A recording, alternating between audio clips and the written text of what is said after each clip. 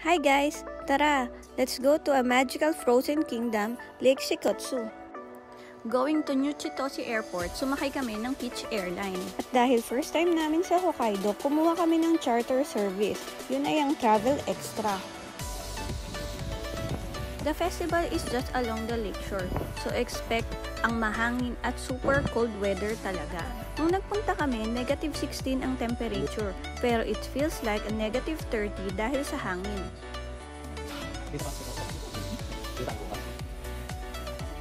Ginaganap ang festival every year from late January to late February at located ito sa Shikotsu Toya National Park.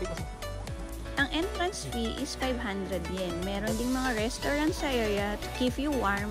Meron silang mga sineserve na hot soba, udon at mga drinks.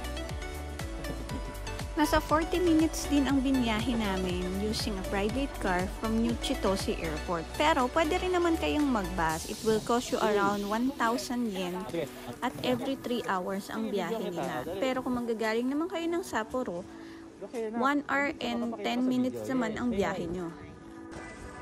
Hello guys! Hey!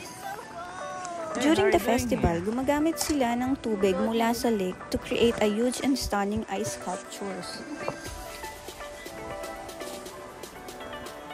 If I could recommend one festival sa Hokkaido, I will definitely pick Lake Shikotsu Festival.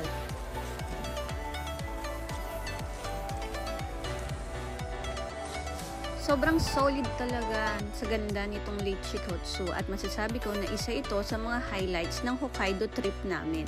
Salamat sa panonood. See you on the next vlog. Bye!